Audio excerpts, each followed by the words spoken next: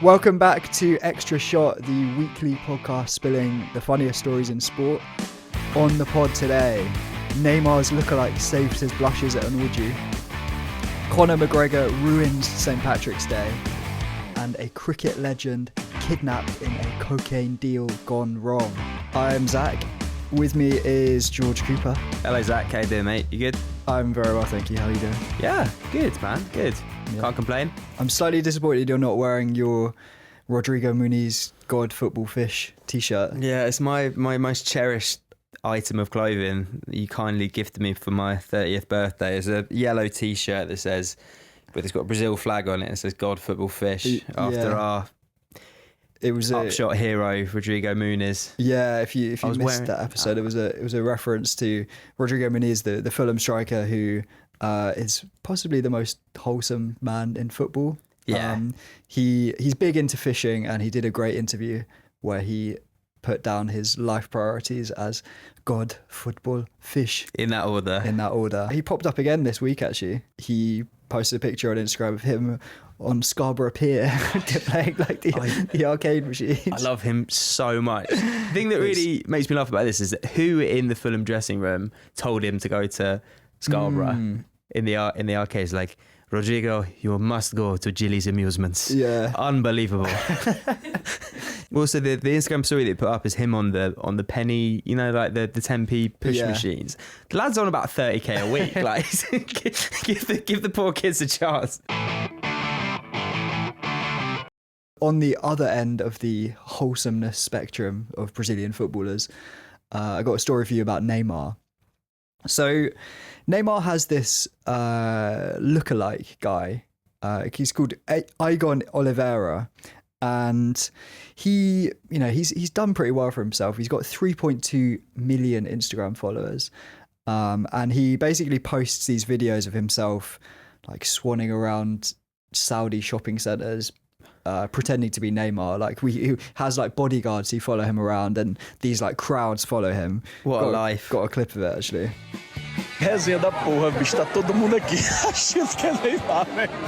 So his like intention in life is to create a bit of a circus. So he's hired the bodyguards, because if you see someone who looks a bit like Neymar, you'd be like, oh, that dude looks a bit like Neymar, but he's just walking by himself. Yeah, I mean, he walks around like in an Al Hilal shirt and with like flanked by bodyguards with like a baseball cap and sunglasses on. And if you go on his Instagram, it's very strange. Like it's just him turning up in different places, a lot of shopping malls, and being like mobbed by strangers. I'm seeing a lot of this pop up recently, because there's another fella in Africa somewhere who it's the spitting image of Bukayo Saka, and this guy like genuinely is identical. And then there's another fella who is an Mbappe imposter, effectively. I think I've seen it. And they did like a collab video where they like played against each other. It was really strange. It was like sort of peering into an alternative reality. I actually saw this Igon Oliveira guy did one with a Vinny Jr. lookalike. Right. It was quite strange. They were sat at a table, and Neymar was feeding Vinny,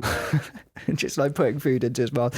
So a really odd life, really. Yeah. And like also for these famous people who have lookalikes, it must be very strange. Well, knowing that there's somebody masquerading as you, someone just like swanning around, making a living from it as well. Yeah. Also because like, I guess it wears pretty thin being mobbed every time you leave the house, but these people are just like milking it. But every now and again, it can come in handy. So we spoke last week about Neymar once again picking up a conveniently timed injury that allowed him to attend his sister's birthday party. So he did it for the 10th time this year, and he'd missed Santos's cup semi-final against Corinthians. Semi-final, and then semi-final, and then 24 hours later he popped up at the Sambadrome at Rio Carnival, just like samba dancing himself his way around. Didn't he say he had like a muscular injury as well? It was his thigh, I think. Surely your thigh is pretty integral if you're going to be sambering around. I mean, you would think so. But according to Brazilian press, the party did not stop there. So on Monday night, Neymar's helicopter was spotted landing at a ranch outside Sao Paulo.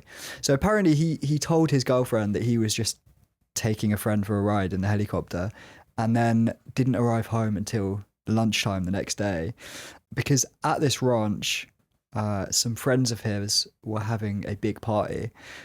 His dad was there as well. Here we go. Yeah. Always trouble. Knowing his track record, you can probably imagine what happened next. So a bus filled with escorts turned up at this party. Apparently at some point the helicopter disappeared and then came back, and loads of women like flooded off this helicopter into the party. And so the reason we know about all of this is because photos and videos fell into the hands of a Brazilian journalist called Leo Dias. So there was nothing too incriminating in the photos that he had. So it was basically pictures of these women like flooding into the party. But he also managed to track down one of the guests who did an interview with him, and she revealed that Neymar had been there partying for the whole night. This journalist also claimed that he'd been offered another video by a guest that actually did show Neymar like with these women, but that Neymar's dad had outbid him for the video. He paid like 10 grand to this woman to not release it. It's experienced in these matters, it seems. Yeah. Anyway, news of this party got back to Neymar's girlfriend, who wasn't very happy, understandably. But apparently Neymar's dad got in touch and assured her that he didn't do anything wrong. He was just watching, which is nice. But there has now been another twist. So this journalist got in touch with Neymar's camp to get their side of the story. And they've come out and said that, Neymar was not at this party. He just lent his helicopter to a friend who'd used it to get to this ranch. That's why you saw it land there. Which, it doesn't quite tally with the reports that people have given of partying with Neymar all night. Fortunately, though, Neymar has a perfect explanation for that. So a couple of days later, Igon Oliveira, our old friend, the Neymar lookalike, popped up claiming that it had actually been him at the party. So he posted a video of himself in a helicopter with a load of girls, claiming that this was them on the way to the party. He does look a lot like Neymar, right? Like if you were partying with him, if you kept the hat on, the glasses on, you can see. It's a ridiculous story. Do you feel like, I feel like if you're Neymar and you got somebody who's a spitting image of you and you want to be able to have a sort of get out of jail free card, then why just bring him along to every party? And then if anything happens that's incriminating, you can be like, exactly. Yeah, I'm wondering if Neymar just has this guy on the payroll to just like bail him out of take the hit whenever he gets in trouble. Do we believe Neymar's side of the story? Is it Igon Oliveira or was it Neymar? There's something very like cartoonish about this excuse, isn't there? It's almost too convenient, but it's very, very funny. And it's the sort of excuse that only, I don't know, a handful of people across the planet could actually pull out and make work. It's ballsy. It is very ballsy, yeah. Also, the idea that this Neymar lookalike is going to a party with all of Neymar's mates and Neymar's dad. Yeah. And then standing around and watching Neymar's dad shagging escorts. It does seem quite unbelievable, doesn't it? What do you think? I think that Neymar has asked this guy to cover for him. Yeah, I think it's too good to be true. I think Igon Oliveira has done Neymar a solid there. Yeah. I think he's taken one for the team. Got him out of it. And I hope that he's been handsomely rewarded. Yeah. So it was St. Patrick's Day this week. Did you celebrate at all? Not this year. How about yourself? No, I didn't. You are Irish as well, aren't you? I am half Irish. Irish. Yeah. But no, I didn't. It's just much bigger in the US. Like, you see in Chicago, they dye the river green. Oh, do they? It's odd. I don't know.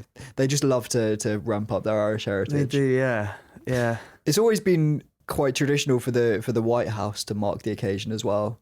It's normally a pretty wholesome affair. The president will drink a mug of Barry's tea, maybe recite a Seamus Heaney poem while Enya's playing in the background.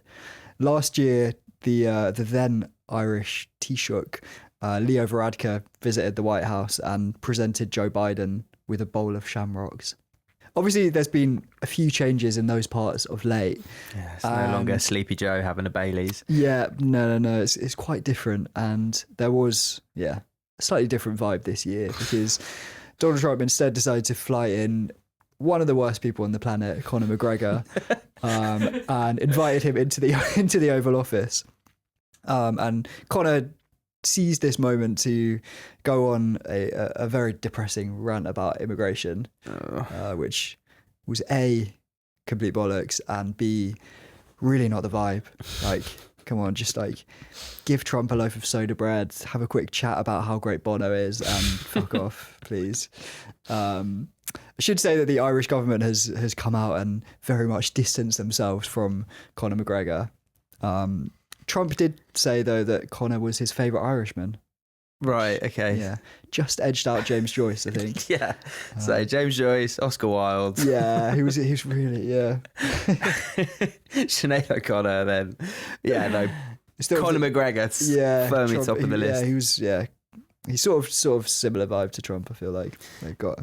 Conor's actually saying that he's going to run for Irish president or prime minister, which is quite a terrifying prospect, really. Yeah, I kind of can't think of any sports person who would make a worse prime minister than Conor McGregor. I think he's got to be up there. He's the combination of being incredibly unhinged, erratic, obviously just terrible bloke, as you say. But then you feel like he would actually, like, you wouldn't want him anywhere near the red button, would you? Yeah.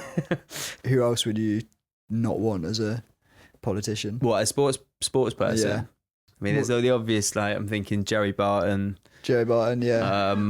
Yeah, that would... Wouldn't want him anywhere near. I kind of feel like office. he's sort of angling for it. Yeah, he's sort of rallying his army of incels. Yeah. Who else would make a bad one? Yeah, Paolo Di Canio. Oh God, yeah. He'd fit right in with that crowd over stateside at the moment. Di Canio's a good shout. Actually, I've got one for you. John Fashanu. Oh yes, he makes sort of like terrifying Bond villain style leader, wouldn't he? I mean, he's one of the most sinister people I think we've ever covered. We talked about him a lot on the Crazy Gang episode because he was alongside Vinnie Jones. I mean, he played with Vinnie Jones at Wimbledon and sort of made Vinnie Jones look like quite a nice, reasonable man. Cuddly kind of character. Yeah. He was completely mad. But anyway, John's been living in Nigeria for the past 18 years, I think. And he's risen to the lofty rank of Nigerian ambassador for sport and tourism. Which is very impressive. Presumably that's a proper political I think it's role. I don't know if it's like a ministerial role, but I think he's sort of representing them internationally for like sports and tourism. Yeah, good on him.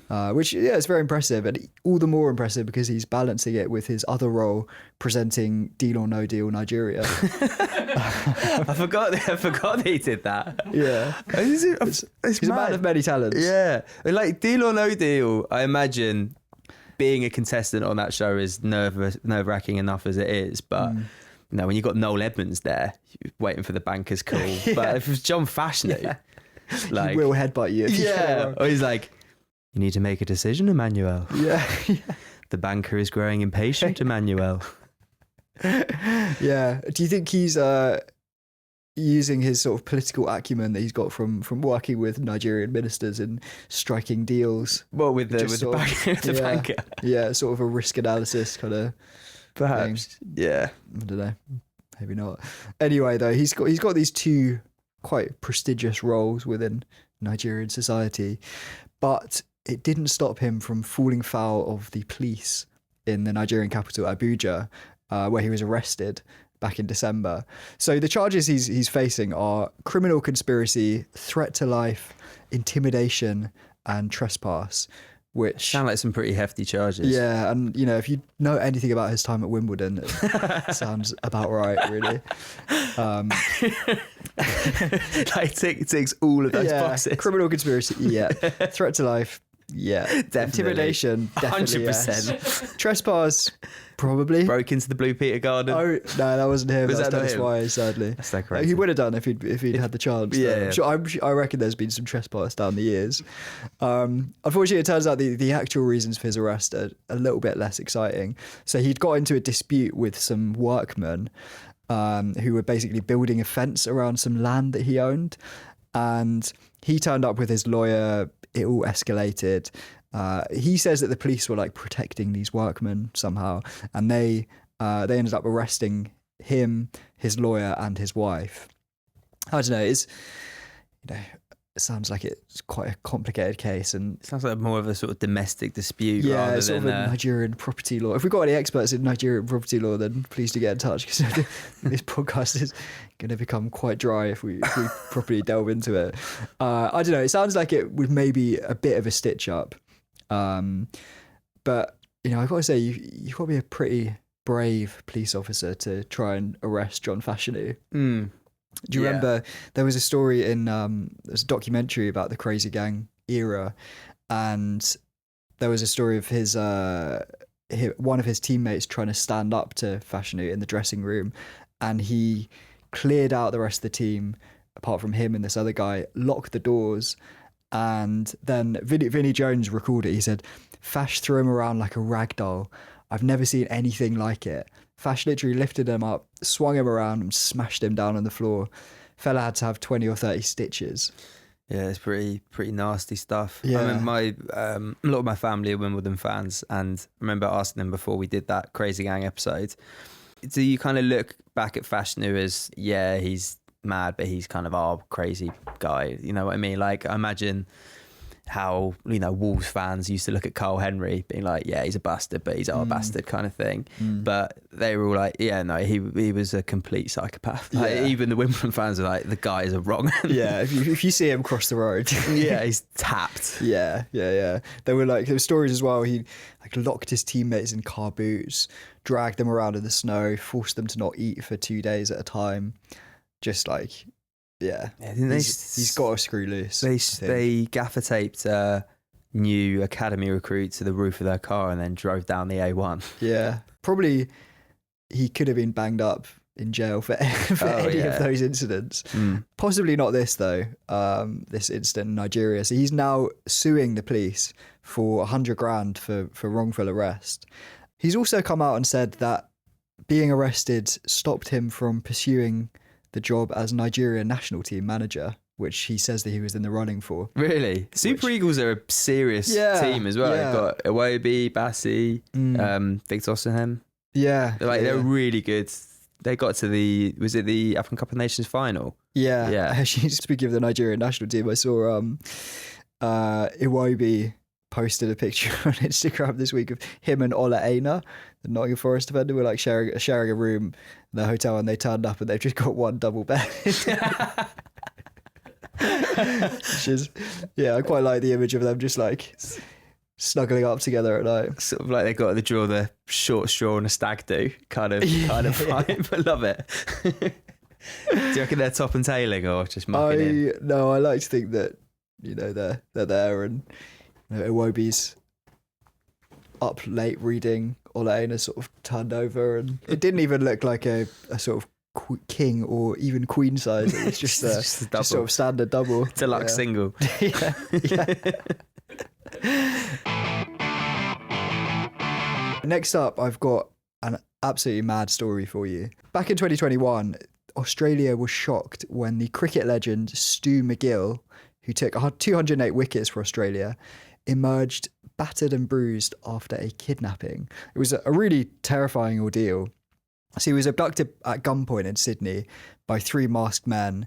They bundled him into the back of a car, drove him 60 kilometres to this remote house where they threw him in a mouldy shack in the garden.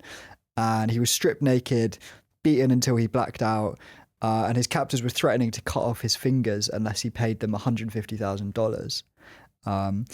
It was, terrifying. They ended up dumping him by the side of the road, and he had to hitchhike a lift home. Obviously, this was, very traumatic, and he said that for weeks afterwards, every time he left the house, he'd hide in the boot of his girlfriend's car to go anywhere because he was so terrified. But there was relief a couple of months later when Australian police arrested 4 suspects, and one of them was none other than his own brother-in-law. So, this sounds like the kind of Aussie personal drama that's normally reserved for crystal meth addicted soap opera stars. But it turns out that Stu might have had a little inkling about what was up. So he was found guilty in court this week of taking part in a $660,000 cocaine deal. So to take you back to the start, basically he was big into coke. He was spending up to $800 a week on it. And at some point, Stu decided to introduce his dealer to his brother-in-law. His brother-in-law was pretty big fish in the Sydney coke world. And they arranged this meeting in an underground car park one night. And Stu basically thought that the pair of them could come to some sort of business arrangement. And they strike a deal where this dealer is going to buy $660,000 worth of coke off Stu's brother-in-law. But when they meet to hand over the cash, this bloke gives Stu's brother-in-law a vacuum-sealed bag with cut-up bits of A4 paper with $50 bills on the outside. Right. Which, unsurprisingly, did not go down too well with the big-time coke dealer. So Stu's brother-in-law got onto him, and Stu was obviously shitting himself. He's got some very bad dudes after him. So he said that he was like hiding on the roof of his house, hiding in the garage, Oh God. hiding out in gyms. Eventually, they do get to him and do the kidnapping. And it was all pretty mad. Everyone was shocked. But to begin with, police didn't really realise that Stu had anything to do with it or had any kind of involvement with these gangs. They eventually realised that he's involved because around the same time as the kidnapping, Stu's phone gets thrown into the offices through the revolving doors of the News Corp offices, the big news agency in Australia. Like a guy comes in the night with like a balaclava on, hood up, just throws this phone cover in. of night. Yeah. And the News Corp workers hand the phone into the police, who find these incriminating messages that reveal his involvement in the whole this deal. Is mad. Yeah, he was found guilty last week of supplying cocaine. It's absolutely mad story, and he's going to be sentenced in May for it. That is absolutely mental. Yeah.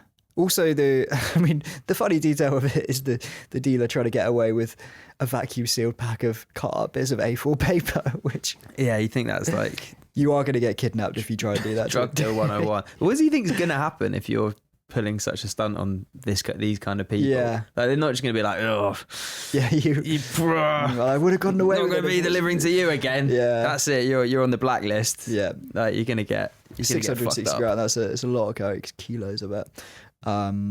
So yeah, he's looking like he's gonna be sent down, I guess. I don't really know. I mean, his defense was that he just introduced them. He did the introductions and he didn't, take any part in like actually arranging coke deals in the heist. But yeah. So presumably this is like a massive story in Australia. Yeah, I mean, he was a big deal. He played like between 98 and 2008 for the Australia cricket team. Took 208 wickets.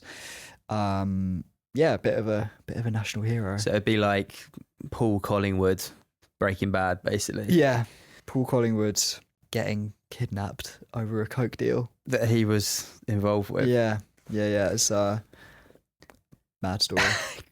Insane. Now, George, I know what you can get like after a few pints, but a word of caution. Next time you're caught up in a high-speed police chase, weaving through traffic at 100 miles an hour, maybe don't park up outside your place of work. That was the mistake that former Rangers winger Rabbi Matondo made when he was running late for work last year. I should say he was not drinking, but he was speeding down the M8 outside Glasgow on his way to Ibrox for a team meeting, and he started tailgating this unmarked police car. And I'm not exactly sure what his game was there. I don't know if he was looking for a race or something, but he ended up speeding off, and this police car followed him. They say at a safe distance. And they spotted him like weaving in and out of traffic, undertaking lorries, jumping red lights, hitting speeds of 100 miles an hour. And they only caught up with him when he pulled up in the Ibrox car park and got out. Apparently the police like marched in through the main entrance of Ibrox into the players' lounge and charged him with dangerous driving. What a knobhead. Yeah. Was this before the old firm? No, this actually happened in 2023. Right, he's just been charged. But he's just been charged. We went to court last week, so he's actually playing now in the Bundesliga for Hanover. But he was back in Glasgow to face the music this week, and he was given a £420 fine and a year's driving ban. Oh, mad! Which is a shame for him, because I'm sure he'd have loved gunning it down the autobahn. Yeah, restriction free. Yeah. I don't know whether my Honda Jazz could get to 100, to be honest. Just like doing that, being like getting involved in a high-speed police chase and then just parking up outside your office. It's brazen is what it is. So we chatted a few weeks ago about Emmanuel Petit going on Monday Night Football and announcing that Arsene Wenger's old assistant manager, Pat Rice, had passed away. Oh, yeah. He was, of course, alive and well. And I think he phoned up the studio, or some representative got in touch with Monday Night Football, and they had to issue a very swift apology. And I've got a similar story for you. So the Bulgarian top flight side, FC Arda Kajali, were playing against Levski Sofia at the weekend. And before kickoff, the players gathered in the centre circle. Their heads were bowed, and they solemnly observed a minute's silence for club legend Petko Ganchev. And it was impeccably observed. There was barely a dry eye in the house. A touching moment for everyone associated with the club. Everyone, that is, except Petko Ganchev, who was alive and well and was on his way home to watch the match. So he's now given an interview to Bulgarian TV. He said, "When I heard the terrible news, I poured myself a small brandy." He said, "I was 10 minutes late for kickoff because I had a personal job. While driving home, my phone started ringing a lot. I parked in front of our house, entered the yard, and my wife greets me crying, shouting, 'Petko, Petko, they announced on TV that you have died.' I could not understand what she was telling me and what had happened. Then 2 of my friends called me." Obviously, this was a big shock for Petko and his family and friends. His grieving wife. Yeah, he ended up posting on the club's Facebook page to explain that he was very much alive. And the club's sporting director then called him up to apologise. You going to say like the comment? Yeah. I love that his first response was just go on the Facebook page. Oh dear.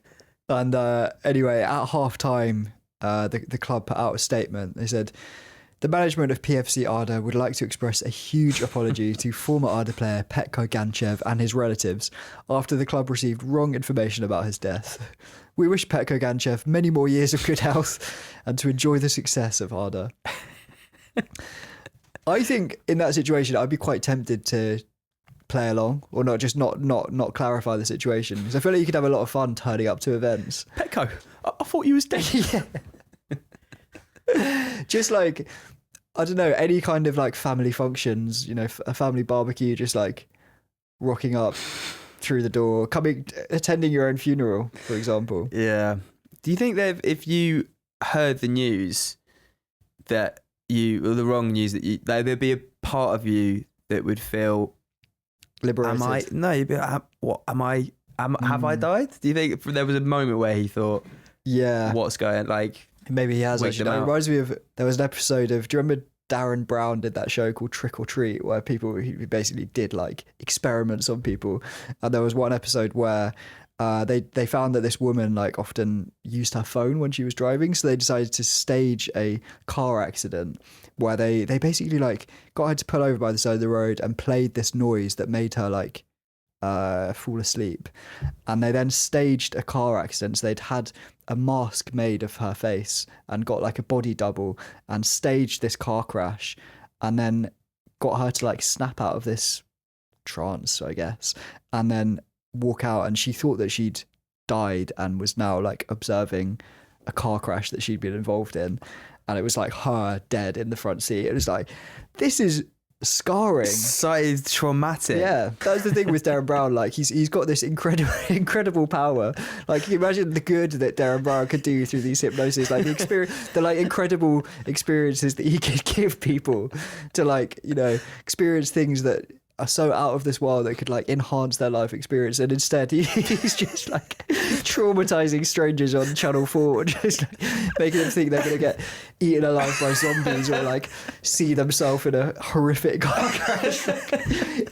Yeah. Oh. My favourite bit about the not dead footballer is the fact that his wife thought, like, she was in tears because she thought she'd found out about his death through the unconventional method of minute silence.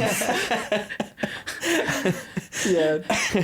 She just flicked on the TV and it's like, oh, have I missed this? It's just like a black and white montage of pictures of her husband. It was it's happened before. It was Irish non-league, or maybe just professional. They'd wrongly announced that he'd been killed in a motorcycle accident or something horrible, and the guy was just, I think he was just sort of doing his day job. No, so it turned out that his job had relocated him from Dublin to Galway. Right. So he just moved. He's alive and well. God, yeah, could not have got that more wrong. Yeah, I mean, it's in a way, must be quite an interesting experience because you see. You know who your real friends are when you think you're dead, right?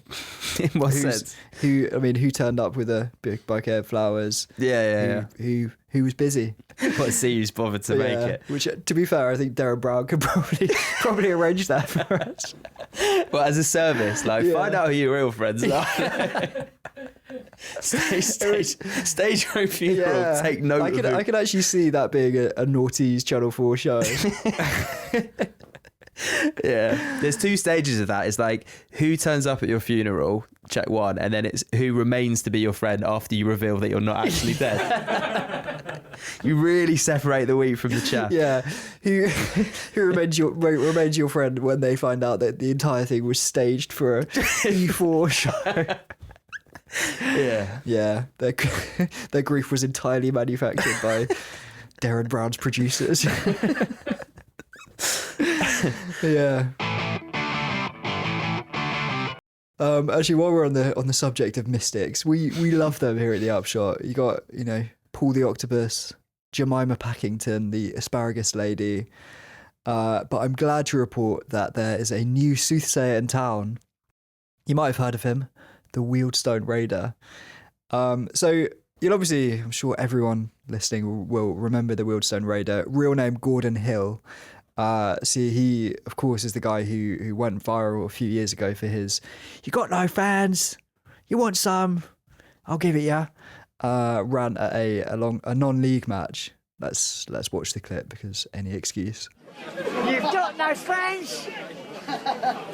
You've got no ground. Them fucking Hawks are playing well, I'm telling you. Well, you want some? Hey? You want some? Well, the Hawks are playing well, wouldn't You they? want some or what? Are you ready? You want some? They're fantastic. They're fantastic. You're playing shit because you've got no fans. What and you're a do you- load of wankers. If you want some, I'll give it you.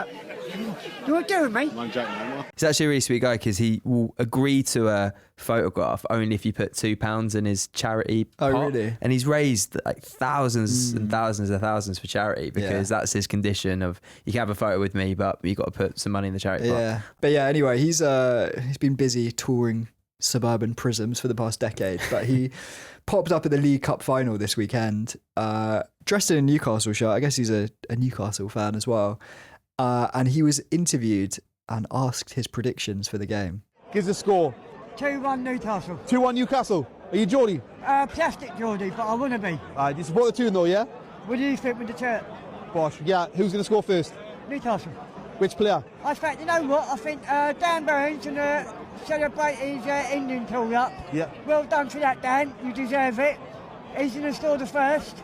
Head up, boss, straight in there. Bang on. Yeah, Could not be any more correct. Yeah, I also actually like saw. Dan, do you know what the odds were for Dan Burn scoring? They can't Yeah, I have don't been, know. can't have been and also, very short. He knew exactly how he was going to score as well. I He's- mean, like, doesn't take it. If Dan Burn's going to score, it's not going to be a 40-yard screamer, is it? you never know. You never know. 6'7" centre back. I actually saw another video where he also predicted that Isak would score the other goal for Newcastle. So he's really, he sees things. Is he going to be for the World Cup 2026? BBC's the equivalent BBC's of like, Paul the Octopus. the Wealdstone Raider. Yeah. He'd actually, he'd done a bit of football prophecy before. So in 2015, he went on Mark Lawrenson's BBC predictions thing. Where he predicts the Premier League results, and he got a very respectable 100 points, which was 10 more than Ice Cube.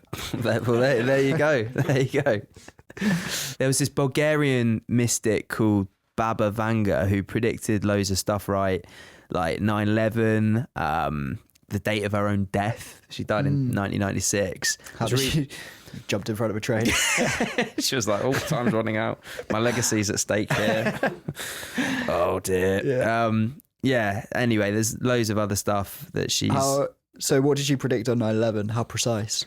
I can't... It was obviously a bit before my time. It popped up recently because she predicted another recent news event. Like, I think the rise of Vladimir Putin and like a war to kick off around spring 2025, which was why it's in the news recently. But the reason I bring her up is because she does strike somewhat of a resemblance to the Wealdstone Raider.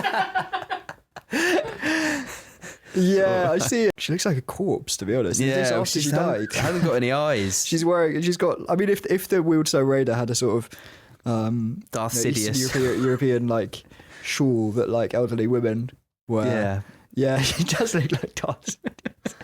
So I don't know. Maybe is it the maybe Emperor he's a from Star descendant. Wars? Yeah, Emperor Palpatine. Emperor Palpatine. Yeah. I don't know. I mean, the thing with mystics though, when they predict all these things, is that they mention all the ones that they predicted right, but they sort of brush over the ones that they don't. Right? Has the Wealdstone Raider also got some incorrect predictions as well, or has he got 100% success rate? As far as I know, on record, 100% success rate, which he could retire now, predict his own death like Baba Vanga, and I actually enjoyed through this story getting back into Jemima Packington, our favourite mystic. So she was the asparagus lady who last year predicted that England were going to win the Euros, which, to be fair, she didn't do too... I mean, she got it wrong. Yeah. She was fairly close. She was as right you can be while still being wrong. Yeah. If that makes sense. Yeah. Which it doesn't. Yeah. But you know what I mean. So her methods of soothsaying or predicting the future are that she throws sticks of asparagus into the air, and depending on how they land, she's able to sort of read them to tell the future. It's the classic method. You'll be glad to hear that Jemima has made her predictions for 2025. Let's hear them. So she's predicted a major health scare for Donald Trump, which, he is 79 or something, 78. And he did get shot at last year. He did get shot last year. So, yeah, I wouldn't bet against that. A royal death. Yeah, the 80-year-old man who lives on McDonald's who had an attempted assassination. Had an assassination attempt last year. I think major health scare is pretty. She's hedging her bets. Yeah. A royal death as well, which she's quite vague there as well. A royal death, like there's loads of royals, and a lot of them are quite old and sick. The arrest of showbiz personalities. Was another one of her predictions. Can you think of a year since, I don't know, 2000 where that hasn't happened? Yeah. Again. So basically she's saying there are more nonces. Yeah. Who's your money on? let's play. Darren Brown. Not for noncing, for crimes against the church. For witchcraft. Yeah. Is witchcraft a crime these days? What can you do? Is Darren Brown going to get? I don't know. Burnt at the stake? Surely it's not. I would actually like to see Darren Brown tied to a chair and thrown in a lake to see if he sinks or swims. See if he floats. Yeah. And the last one she predicted was silverware for Liverpool. She did make these predictions at the beginning of 2025, which They were I like think 10 is- points clear at the top 10 of the points in the table. clear. At that point, they were still in all 4 trophies. So Jemima, you know what? I'm beginning to doubt Jemima's predictions. I think she's just quite smart. We'll come back to them at the annual award show. Yeah. And we'll see how many of them came into fruition. We may be... We'll pass judgment then. yeah, She says that she's 75 to 90% accurate. got you. 75 to 90% of the time? Yeah. All the time. So she'd previously predicted the Queen's death, Boris Johnson becoming Prime Minister, and Mothercare closing down. Which, yeah, she got all of those. So Mothercare closing down is such a beautiful anomaly in those lists. Yeah. Aren't they? They're all like quite top tier political world events that will, no doubt shape the course of history. And he's then trying to say Mothercare did not. I don't know. The loss to the high street of Mothercare. I mean, there's a lot Who's of... filled the void? There is no. Yeah, that's There's true. no real high street spot to get you. Do you think Whatever you that... buy from Mothercare? Do you think that when Jemima's prediction came out, it really caused panic across the upper echelons of the Mothercare decision makers? Yeah, the shareholder. Yeah, they're all pulling Yeah, out. we're gonna.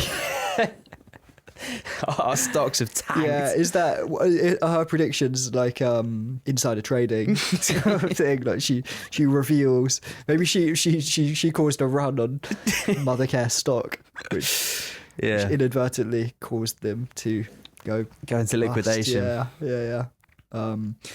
Anyway, you heard those predictions here first, so we'll Lump on. keep you posted. Lump it on. Lump on, mate. Major health Lump scare on. for Donald Trump and the arrest of showbiz personalities. So, I think that's all we got time for.